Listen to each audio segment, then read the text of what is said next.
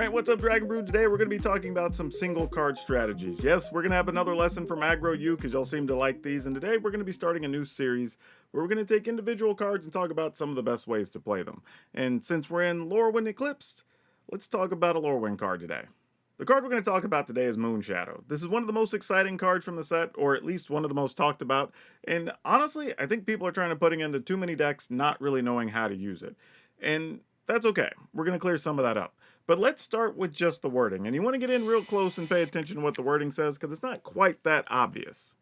Now, Moonshadow says it's just a 1 mana 7/7, which sounds great till you realize it enters the battlefield with 6 -1/-1 counters on it. It does have Menace, which is super nice because it means eventually it's going to be hard to block, which is fantastic. But then whenever one or more permanents cards are put into your graveyard from anywhere while this card has counters on it, you remove a -1/-1 counter. Now, be very specific here on the wording. It doesn't say when a card goes to the graveyard, it says when one or more. What that means is if you have something that mills 3, that's still just one card. It's for an instance of cards going to your graveyard, not for each card. So that really changes how we need to play this card in our decks. But speaking of which, while we have a second, I do want to clear something up. That this does mean that reanimating it doesn't really work, like taking something from your graveyard and putting it back onto the battlefield. Well, it still enters the battlefield, which means it will enter with those counters on it. You also can't do anything tricky to take it from your hand and put it onto the battlefield because it still enters the battlefield coming in with those -1/-1 counters. I've seen a few lists where people were trying to do this, but it doesn't really work the way I think they believe it works. Now, can you play it in an aggro deck that's just trying to beat down and play a bunch of stuff really quickly? Yeah, absolutely, but that's not really the best use for it. At that point, it's just going to be a 1/1 with Menace that very slowly gets larger, and the problem there would be if you just played something else that was 1 mana, you're probably going to get more value out of it sooner. So if we are going to play it, we need to be playing it in a way that we're getting things into our graveyard so we can grow this as fast as possible. There is another way we could play this, and the most powerful way we've seen it early is with the Manifest mechanic. Now with Manifest, you're able to create 2/2 creatures, if you will, that are just face down magic cards, obviously. But there's a big deal. Once this card is in play, you lose the issue of having to put counters on the card because it will eventually turn face up when you pay its 1 mana cost, which makes it a great card to manifest. Because the other issue with manifest cards is they tend to have too high of a cost and it's hard to turn them up and you have to use a bunch of trickery to get them face up. Well, when it comes to something like Moonshadow, all you have to do is pay 1 black and turn it face up. You're just paying its cost. Now, when it does turn face up, it no longer has those -1/-1 counters. Why? Well, when it entered the battlefield, it didn't have any text. It was just a face down 2/2. So now you get a face up 7/7 that does have Menace, and that's a lot harder to deal with for your opponent. Now, if you do want to get back to playing it like a traditional card, there is the Umbral Caller Zealot, which is actually super nice because there's some decks that already play this, and you can just sacrifice something every turn, especially if it's creatures that make another token when they enter. Then you don't really lose any presence on the battlefield, but you're also growing your Moonshadow.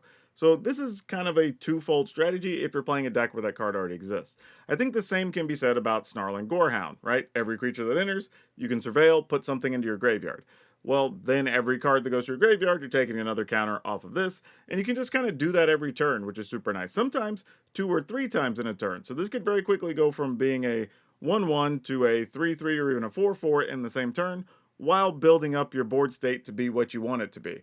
So these are some of the best places I would look to play the card. Oh, I should point out, there is another fun way that you can use Moonshadow, and you can copy it out of the graveyard. You can use a card like Likeness Looter. So when you already have a creature in the graveyard, you can go ahead and copy it. And in the case of Moonshadow, you only need 1 black mana to turn your Likeness Looter into a big 7/7. And it doesn't get the -1/-1 counters because it's already in play. So this is another way to get around having to put those counters on it while still giving you a useful card that works in a lot of other situations. I mean, it even has the utility of being able to draw and discard and slowly fill up your graveyard. So if you're doing a graveyard-based thing, it works. But it can also kind of fuel some other things, so it's a card worth considering if you want to play Moonshadow. Now, admittedly, we're talking about standard strategies here. Can you use this in older formats? Sure, I think there's a few different cards that work with this, and people have been buzzing about how good it's going to be when you play it outside of standard. For instance, there's all the fetch lands, right? Your polluted deltas and whatever. And it makes sense that this would work because you're just getting a free sacrifice thing that goes to your graveyard. So that could also remove counters from your Moonshadow, which is probably pretty cool. Now, does it do it fast enough to matter? I think that's what will still have to remain to be seen. But there's also a question of how fast does it need to happen, right? If you just sack a thing on a turn and then play something and put something in your graveyard, well, you still got a 3/3 after just playing a 1/1 last turn, so that's probably good enough. Now, it's still susceptible to spot removal like, I don't know, Swords to Plowshares, Lightning Bolts, things like that will be in older formats, but probably still worth the risk. However, there is another card that you can consider called Solemnity. You don't see this all that often, but this is actually a time where you're not really using it to combo as much as you are just preventing your own cards from getting counters. Solemnity doesn't allow players to get counters, but also doesn't allow cards to have counters put on them. So then that means whenever you play Moonshadow, ta-da, you get a 7/7 and you don't have to put those -6, -1, -1 counters on it.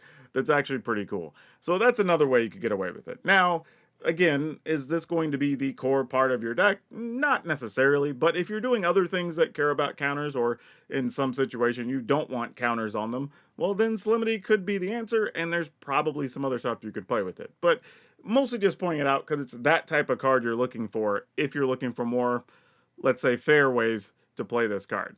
I think what this all says, though, is that you want to be playing Moonshadow in a way that you can get it up to at least a 3/3 or a 4/4 fairly quickly. If you play it on turn 1 and then you're only taking 1 counter off each turn, that's just not that exciting, right? Like, I mean, sure, you have a 4/4 on turn 5 or whatever the case is, which is nice for 1 mana, like, we're not going to complain, but then you're also having to remember that your opponent has plenty of time to also play removal on it between the start of the game and that turn. And you may not realize that power. So you kind of want to force the issue for your opponent to deal with it sooner rather than later, which in a way also means that Moonshadow gets to draw fire while your other stuff gets to live, which is also a win. But it's all about efficiency and size with a card like this, right? That's what you're trying to get out of it for that 1 mana. Otherwise, it's probably not worth playing. Like, it's nice, but you don't necessarily need it. But if you have a deck that already is doing well, like we're saying with like Umbral Caller Zealot and the Snarling Gorehound, something like the Raise the Past decks, right? Like, that card's still really good. But if you're already playing that, then maybe try out Moonshadow and see if it fits. It just might, because you're kind of already doing the things the card likes. But that's all we have on that one. I kind of want to know, though, with this being a new series, are there some cards you're struggling with? Is there anything you want to know about? Let me know down below in the comments, and maybe we'll feature that in one of the future videos. For now, though, remember to like, subscribe, do all the things that make the dings. That's all of you for now. We'll see you next time.